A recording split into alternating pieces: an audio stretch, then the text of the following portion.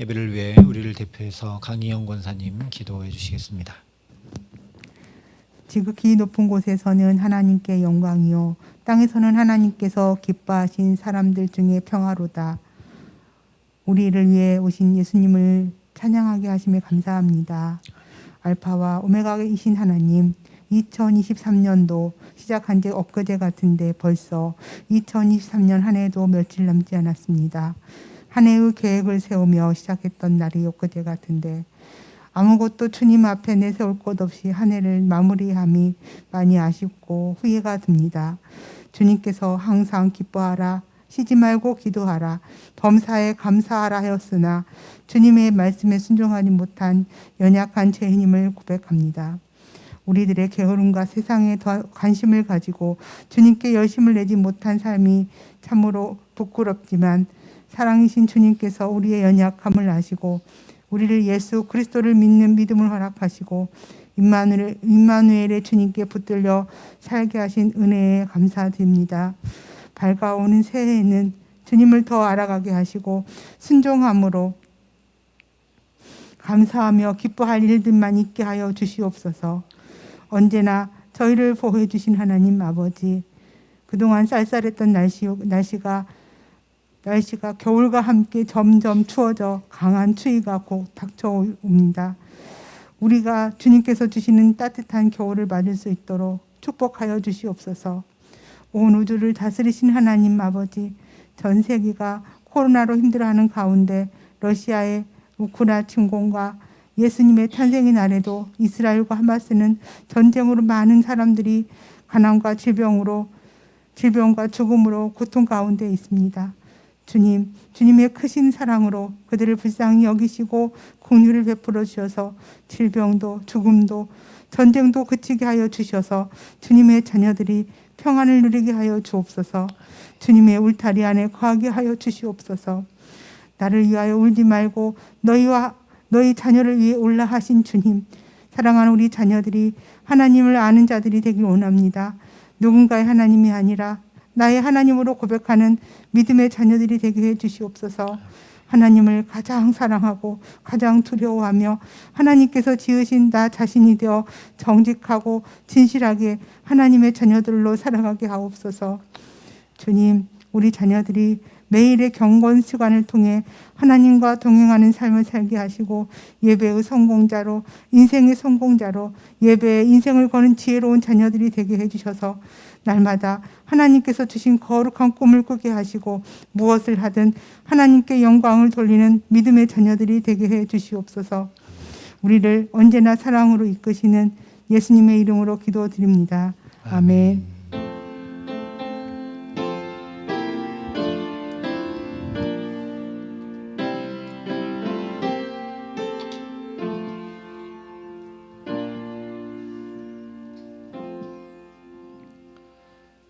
오늘 우리에게 주시는 하나님 말씀은 마태복음 15장 1절부터 9절까지의 말씀입니다. 신약성경 25면에 있는 말씀입니다. 마태복음 15장 1절부터 9절까지 말씀을 제가 봉독해 드리겠습니다. 하나님의 말씀입니다.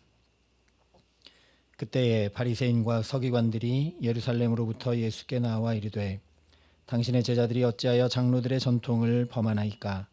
떡 먹을 때 손을 씻지 아니하나이다. 대답하여 이르되 너희는 어찌하여 너희의 전통으로 하나님의 계명을 범하느냐? 하나님이 이르셨으되 내 부모를 공경하라 하시고 또 아버지나 어머니를 비방하는 자는 반드시 죽임을 당하리라 하셨거늘 너희는 이르되 누구든지 아버지에게나 어머니에게 말하기를 내가 드려 유익하게 할 것이 하나님께 드림이 되었다고 하기만 하면 그 부모를 공경할 것이 없다 하여 너희의 전통으로 하나님의 말씀을 패하는도다. 외식하는 자들아, 이사야가 너희에 관하여 잘 예언하였도다. 일러스되 이 백성이 입술로는 나를 공경하되 마음은 내게서 멀도다. 사람의 계명으로 교훈을 삼아 가르치니 나를 헛되이 경배하는도다 하였느니라. 아멘. 지난주에 이 말씀을 함께 살펴볼 때 내용의 대부분이 바리새인들을 책망하시는 내용이지만 그 중심은 제자들을 변호하시는 예수님의 있음을 함께 보았습니다. 세상이 말하는 가치, 주변 분위기, 지금까지 살아왔던 어떤 전통 이런 것이 아니라 하나님의 뜻이 과연 무엇일까? 하나님의 말씀을 어떻게 이룰까? 하면서 먼저 그의 나라와 그의 의를 구하고 있는 이 제자들에게 예수님께서 대신 싸워주시고 대신 증거를 대시고 대신 변호해 주시는 것을 함께 보았습니다. 멀리서부터 이 바리새인들이 와서 제자들이 전통을 어긴다라고 고발할 때 예수님이 그들을 다 대신 변호해 주시고 오히려 이 바리새인들이 아무 말 하지 못하게 하셨죠. 오늘은 그 예수님께서 어떻게 변호하셨는지, 왜 바리새인들을 반박하셨는지를 말씀을 통해 함께 살피며 은혜를 나누고자 합니다. 오늘 말씀을 간단히 보면 이렇습니다. 3절에 너희의 전통으로 하나님의 계명을 범하느냐라고 말씀하시고 동일하게 6절에 너희의 전통으로 하나님의 말씀을 폐하는도다 말씀을 하십니다. 그리고 9절에 이렇게 결론을 짓고 계십니다. 사람의 계명으로 교훈을 삼아 가르치니 나를 헛되이 경배하는도다. 예수님께서 바리새인과 서기관들을 반박하신 핵심 내용은 너희들의 전통으로 하나님의 말씀을 폐했다, 없애버렸다라는 겁니다. 그리고 그렇게 하는 것은 하나님을 헛되이 경배하는 것이다 라고 결론으로 못 받고 계십니다. 다시 말씀드리면 우리가 알고 있는 것처럼 겉으로 아무리 하나님을 잘 섬기는 것 같아도 아무 소용없다 그런 말씀입니다. 오히려 그렇게 해서 하나님의 말씀을 다 없이 해버렸다라고 아주 신랄하게 이들의 잘못을 꼬집고 계십니다. 그 이유가 무엇인가? 3절과 6절 사이에 예수님께서 이 전통으로 어떻게 하나님의 말씀을 폐하고 없애버렸는지 구체적인 예를 말씀하시면서 날카롭게 깨닫게 하십니다. 그것은 바로 고르반이라는 전통입니다. 이 고르반이라는 뜻은 오늘 15절 말씀에 내가 드려 유익하게 할 것이 하나님께 드림이 되었다라는 그런 의미입니다. 오늘 우리 말로 하면 헌물 정도가 적당할 것 같습니다. 헌금도 물론 포함되겠죠. 그래서 우리의 경우를 생각해 보면 그것이 헌금이든 헌물이든 하나님께 드렸다고 생각하지 그것을 어떤 특정 사람에게 주었다 여기는 경우는 없습니다. 그리고 그렇게 내가 하나님께 드릴 수 있는 것이 감사한 일로, 기쁜 일로, 보람된 일로, 잘한 일로 우리가 여기게 되죠. 유대인들 역시 마찬가지였습니다. 자기가 가진 재산을 가장 보람 있고 의미 있게 가치 있게 쓰는 것은 그것을 제사 드릴 때 제사장에게 바쳐서 성전을 위해 쓰도록 하는 것이었습니다. 그래서 이런 식으로 했다라는 거죠. 예를 들면 부모님이 올리브 기름이 꼭 필요해서 자녀에게 얘야 내가 올리브 기름이 필요하다라고 도움을 요청합니다. 그러면 율법에 부모를 공경하라 했으니까 이 올리브 기름이 필요한 부모님의 그 필요를 채우고 도움을 드려야 마땅하겠죠. 그런데 그 자녀가 이 올리브 기름이 필요하다고 요청하는 부모에게 네. 그런데 이 올리브 기름은 제가 성전에 바치기로 한 것입니다. 그래서 이걸 제가 성전에 바치면 성전에서 등유로 잘 쓰이게 될 것입니다. 라고 말한다는 것이죠. 한마디로 하면 지금 부모님 올리브 기름이 필요한데 그런데 죄송해요. 이게 헌물입니다. 성전에 드리는 것입니다. 해버리면 부모라 해도 어찌할 수 없었다라는 거죠. 하나님께 드린 것이니까요. 게다가 이렇게 하면 분명히 부모를 공경하지 않았고 율법을 어겼는데 부모를 잘 공경한 것과 똑같이 여겨졌다라는 겁니다. 이것을 종교 지도자들, 즉 바리새인과 서기관들이 인정을 해줬고 또 그렇게 하도록 가르쳤다라는 거죠. 하나님께 드리는 것, 하나님을 공경하는 것, 그것이 가장 경건한 것이고 가장 최우선이다. 그렇게 드리기만 하면 다른 것은 다 괜찮다. 이렇게 가르쳤다라는 겁니다. 그래서 이런 식으로 행한 사람은 부모 공경에서 면제가 되었습니다. 논리로 따져보면 이미 성전에 드린 것이기 때문에 부모를 공경할 물건이나 돈이 없는 셈이 되는 거죠. 성전에 드렸으니까요. 뿐만 아니라 하나님께 드린 것이기 때문에 제5계명인 부모를 공경하라는 율법을 지킨 것과 똑같이 여겨져서 이 땅에서 잘되고 장수하게 된다라고 여겨졌습니다. 그리고 결국 이것은 논리적으로 말씀드리는 겁니다. 하나님께 드려서 자녀가 그러니까 이 땅에서 형통하고 잘되고 장수하는 복을, 유익을 누리니 결국 부모에게 기쁨이 되고 보람이 되고 결국 부모를 공경하는 셈이 된다라고 여겼다는 거죠. 이런 논리적 이유와 근거를 가지고 내가 하나님께 드려서 부모님께 유익이 됐습니다 라고 얘기했다라는 겁니다. 그래서 이 돈은 하나님께 드림이 되었습니다. 이 물건은 하나님께 드림이 되었습니다. 이 양과 소는 하나님께 바쳐진 것입니다 라고 말하기만 하면 되니까, 그러면 부모님을 공경할 필요가 없어지게 되니까 부모님께 드리지도 않고 성전에 바치지도 않고 그 돈이나 물건이나 양과 소를 계속 그냥 자기가 가지고 있었다라는 것이죠. 이렇게 왜곡된 이스라엘의 신앙 현실을 잘 알고 계셨기 때문에 예수님께서 먼저 두 가지 말씀을 하신 것입니다. 하나는 율법, 즉 십계명에 내 부모를 공경하라 하신 말씀입니다. 또 다른 하나는 출애굽기, 레위기, 신명기에 공히 기록된 아버지나 어머니를 비방하는 자는 반드시 죽임을 당하리라 하신 말씀입니다. 왜 예수님께서 이 말씀을 먼저 하신 다음에 하나님께 드림이 되었다는 전통을 예로 들어 반박하셨는가? 부모를 공경하지도 않으면서 재물을 향한 탐욕과 부모를 향한 미움과 멸시의 마음을 품고 있음을 드러내 보여주신 것입니다. 하나님께 드리기만 하면 다 된다고 하면서 부모 공경이라는 하나님의 말씀은 하나도 행치 않는 이율배반적인 그들의 모습을 적나라하게 드러내 보여주신 것이라는 말씀이죠. 그래서 십계명 제5계명을 어겼으니 출애굽기, 레위기, 신명기에 기록된 대로 돌에 맞아 죽을 죄를 짓고 있는 것인데도 겉으로는 하나님께 잘 드리고 하나님을 잘 섬기는 것처럼 여겨졌고 인정되었다라는 겁니다.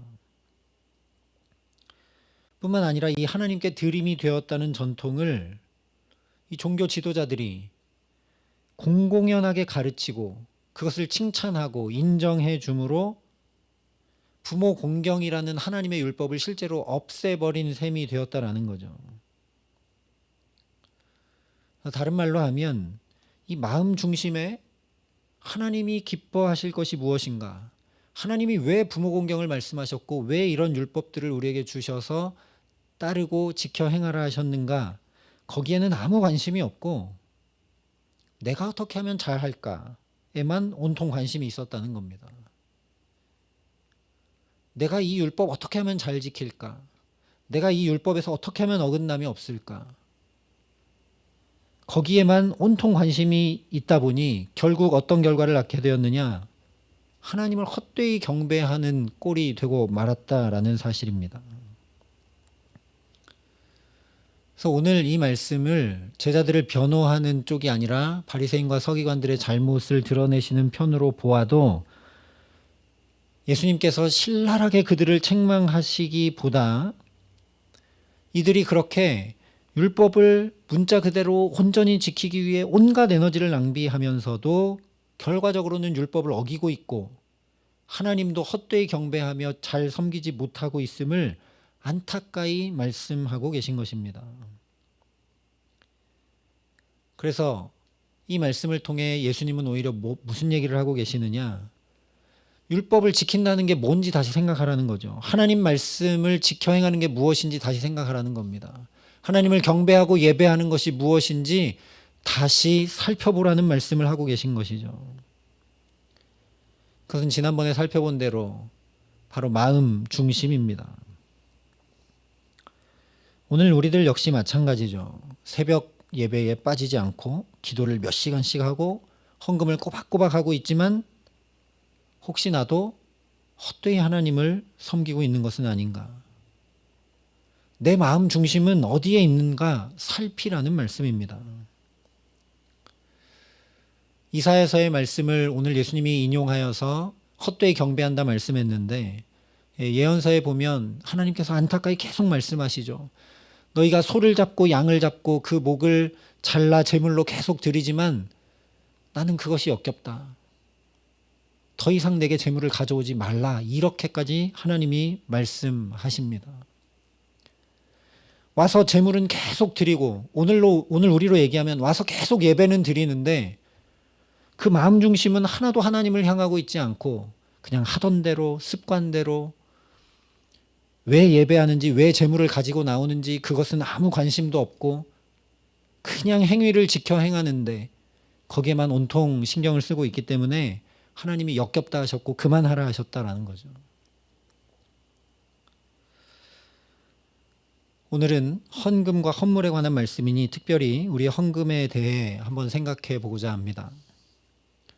우리는 왜 헌금하는가? 하나님은 재물이나 돈이 필요한 분이 아니시죠. 그런데 왜 하나님이 빈손으로 나오지 말고 재물을 드리며 나오라 말씀하셨는가? 결론부터 말씀드리면 하나님이 사랑이시기 때문에 그렇습니다. 요한 1서에 사랑하지 아니하는 자는 하나님을 알지 못하나니 이는 하나님은 사랑이심이라 분명히 말씀했습니다. 이 말씀 그대로 사랑하지 않으면 하나님을 알 수 없습니다. 즉 우리가 헌금을 드리며 예배하라고 하신 중요한 이유는 어디에 있느냐? 하나님 사랑함을 행하라는 데 있는 겁니다. 그 하나님 사랑함을 행하지 않으면 하나님을 알지 못하기 때문에 예수님 요한복음 17장에 말씀하여 주신 대로 하나님을 아는 것이 영생인데 우리가 그렇게 하지 않으면 영생이 안 되기 때문에 그렇기 때문에 우리에게 예물을 드리며 예배하라 하신 것이죠. 좀 더 쉽게 우리가 사랑하는 경우를 생각해 보면 왜 헌금하고 어떻게 헌금하는 것인지 쉽게 이해해 볼 수 있습니다. 우리가 영화나 드라마 또는 실제로도 그렇듯이 사랑하는 대상이 생기게 되면 그냥 말로만 사랑한다고 하지 않습니다. 말로만 사랑한다고 하면 그것이 진심일지라도 진짜 사랑이 되기 어렵고 말로만 사랑한다고 하면 결국 그것이 거짓이 되고 맙니다. 연인이 만날 때마다 말로만 사랑한다고 계속 얘기하고 꽃다발과 선물까지는 아니더라도 마음이 담긴 편지 한 통 없다면 그건 사랑하는 것일 수 없는 것이죠. 성경에도 말씀하고 있지만 반드시 사랑에는 수고가 뒤따르게 되어 있습니다. 사랑하면 반드시 시간도 물질도 더 나아가서 온갖 것을 다 그 사랑하는 상대방을 위해 사용하게 되어 있죠. 연인이 아니라 우리 자녀들을 생각해 보면 쉽게 이해가 됩니다. 우리가 자녀들을 어쩌면 세상에서 가장 사랑하기 때문에 온갖 수고와 노력과 땀과 사랑을 다 쏟아부어서 온갖 것을 그야말로 내 것을 다 쏟아부어서 자녀들을 기르고 양육하고 돕죠. 억지로가 아니라 자연히 그렇게 됩니다. 사랑하는 대상이니까요. 또한 내가 얼마나 귀하고 소중한 것을 상대방을 위해 사용하는가를 통해 내가 그 상대방을 사랑하는 깊이와 넓이와 크기를 나도 확인하게 됩니다. 그래서 가장 사랑하는 사람과 모든 것을 서로에게 내어주며 결혼하게 되는 것이죠. 그리고 그렇게 결혼하게 되면 상대방의 모든 것을, 그것이 상대방이 가진 능력이든 요리를 하는 음식 솜씨든 또는 그의 인격이든 무엇이든지 간에 상대방의 그 모든 것을 내가 자연히 누리며 살게 됩니다. 헌금의 중심은 거기 있다라는 거죠.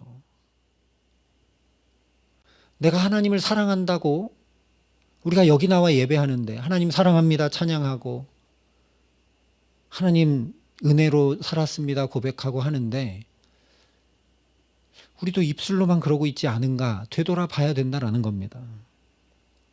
정말 사랑하면 사랑하는 대상에게는 우리가 실제로도 그렇듯이 일부분을 가지고 이렇게 하는 것이 아니라 온갖 것을 다 쏟아붓는데 나는 하나님을 사랑한다고 하면서 과연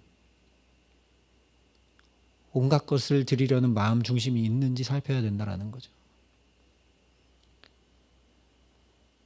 하나님을 사랑한다고 하는데 온갖 것을 다 하나님께 기꺼이 드리려 하기보다 헌금도 계산할 때가 있는 것이 우리의 모습 아니겠습니까?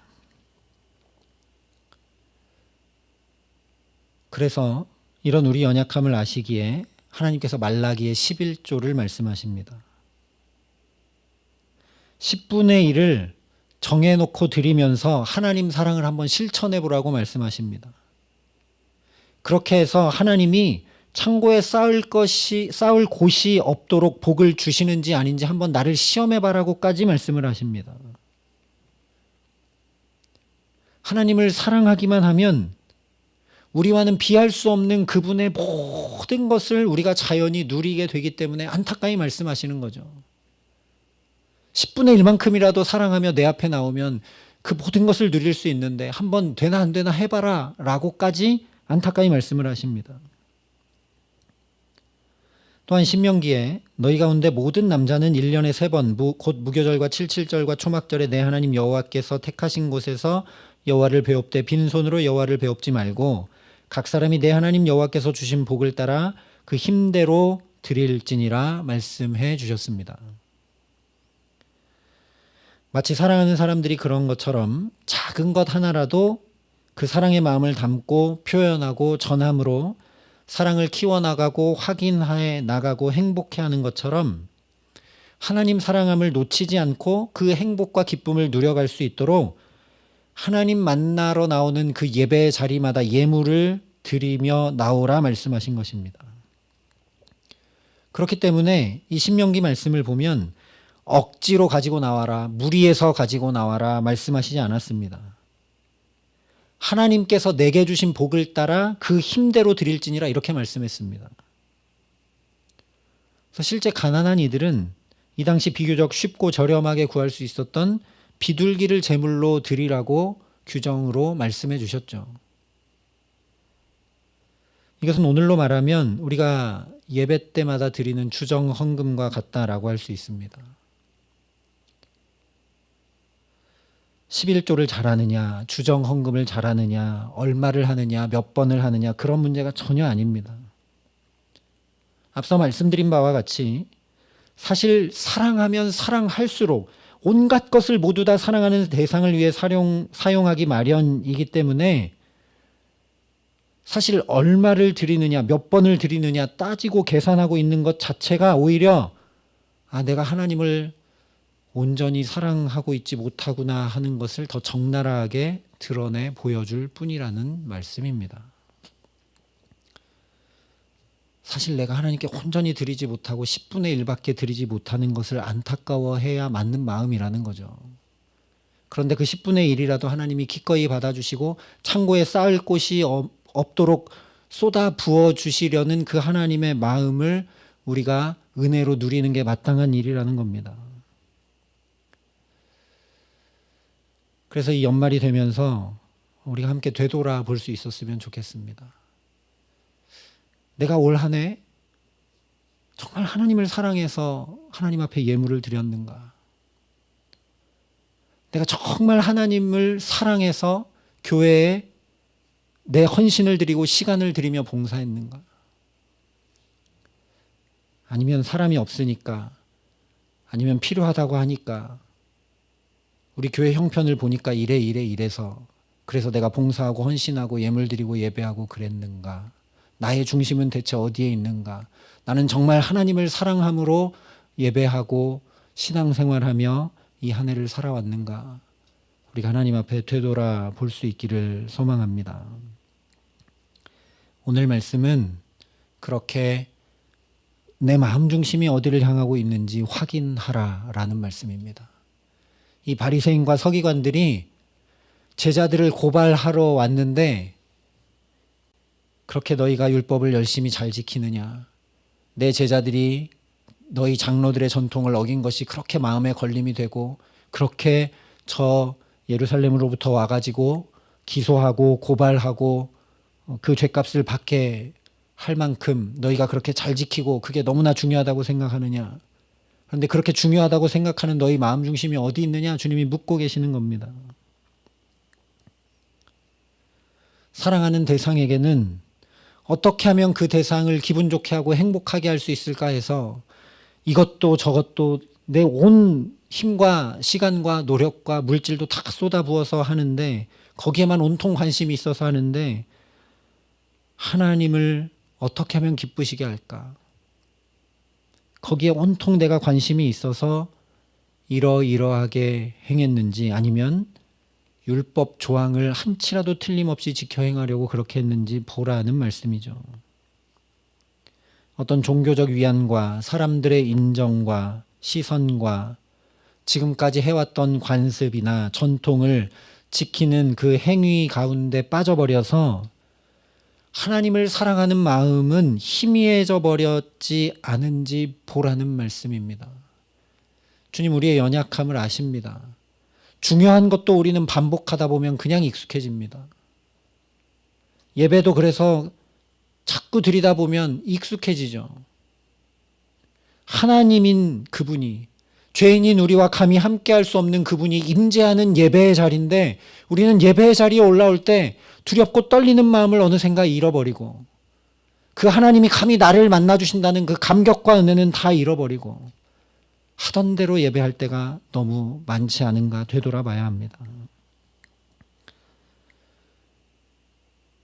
그렇게 내 마음 중심이 과연 하나님을 사랑하는 데서 흐트러지지 않고 희미해지지 않고 분명하게 하나님을 향하고 있는가 확인하고 살피는 방법은 의외로 간단합니다. 내가 예배를 잘 드리는가, 신령과 진정으로 드리는가, 아무도 그것을 잘 확인할 방법이 없습니다. 오늘 예수님께서 굳이 부모 공경이라는 예를 들어서 이 고발하고 있는 바리새인 서기관들을 반박하시는 이유가 거기에 있습니다. 내가 하나님을 사랑하고 하나님을 기쁘시게 하려는 사람은 반드시 사람을 사랑하는 구체적 삶으로 그 열매가 맺어져 나타날 수밖에 없기 때문입니다. 아무리 오늘 이 서기관 바리새인들처럼 열심히 하나님을 섬겨도 옆에 있는 사람조차 사랑하지 못하고 살면 아무 소용없다는 말씀입니다. 예수님 아주 신랄하게 이들에게 말씀하시죠. 너희가 천국 열쇠를 가지고 문을 잠근 다음에 너희도 안 들어가고 다른 사람도 못 들어가게 너희가 막고 있다, 이렇게 말씀을 하십니다. 그래서 예수님의 제자 사도 요한이 요한 1서에 이렇게 말씀합니다. 누구든지 하나님을 사랑하노라 하고 그 형제를 미워하면 이는 거짓말하는 자니 보는 바 그 형제를 사랑하지 아니하는 자는 보지 못하는 바 하나님을 사랑할 수 없느니라. 그래서 다시 말씀드리면 나는 올 한 해 얼마나 내 곁에 붙여주신 이들을 사랑하고 살아왔는가 연말에 되돌아 보아야 합니다. 우리 가족부터 내가 남편과 아내는 정말 사랑으로 잘 대했는지, 우리 자녀들은 또 사랑으로 존중으로 잘 대했는지, 우리 직장의 동료들은 내가 하나님이 사랑하는 사람으로 내가 그렇게 대했는지, 우리가 함께 예배하고 함께 주님을 섬기는 우리 교우들을 그렇게 사랑으로 대하고 귀히 여기고 소중히 여기며 올 한 해 살아왔는지 우리가 말씀 앞에 우리의 모습을 비추어 보며 주의 자비와 긍휼을 구할 수 있기를 바랍니다. 우리의 실존은 남은커녕 가장 가까운 가족이나 친지는커녕 사실 나 자신 하나도 어떻게 할 줄 몰라서 나 자신도 내가 사랑하지 못해서 괴로워하는 그런 존재입니다. 그러니 우리가 주 앞에 간구할 것은 오직 한 가지뿐이죠. 하나님, 나는 이렇게 연약합니다. 올 한 해도 주님 더 사랑하고 내 믿음이 조금이라도 진보가 있고 하나님께 조금이라도 더 가까이 나아가고자 열심히 예배하고 기도하고 헌신하고 봉사하고 주 앞에 예물도 드리고 이렇게 살아왔지만 하나님이 점검해 보라고 하신 그 잣대로 살펴보니 내가 사랑하며 산 일이 별로 없습니다. 사랑이신 주님이 내 안에 육박해 들어와 역사해 주시지 않으면 내가 그리스도와 함께 십자가에 못 박혀 죽고 내 안에 그리스도께서 사시지 아니하시면 나는 아무도 사랑하고 살 수가 없는 사람입니다. 그러니 오늘도 주님이 나의 전부가 되어주셔서 나를 주장하여 주옵소서. 정말 주님으로 가득 차기를 소원합니다. 이것이 우리의 한 가지 기도 제목이 될 수 있기를 간절히 소망합니다. 그래서 주님이 내 마음도 지켜주시고 생각도 지켜주시고 내 손 발짓도 표정도 다 지켜주셔서 말 한마디에 눈빛 하나에 몸짓 하나에 주님의 그 아름다운 성품과 사랑이 흘러 넘쳐갈 수 있기를 우리가 간구하는 주님의 사람들 되게 하시기를 간절히 기도합니다. 그래서 어떻게 하면 주님 기쁘시게 할까? 그 주님의 형상인 그 주님이 십자가에 당신의 생명을 다 쏟아부어 사랑한 이 사람, 나도 어떻게 하면 사랑하고 그 사람을 기쁘게 하고 조금이라도 돕고 세우고 행복하게 하며 살 수 있을까 하는 마음으로 살아가기에 눈에 보이는 이 사람들을 사랑함으로 눈에 보이지 않는 사랑 자체이신 하나님을 더 깊이 알아가고 경험해 가고 그 하나님의 사랑을 더욱 누려가는 귀한 은총 더해 주시기를 우리 구주 예수 그리스도의 이름으로 간절히 축원합니다.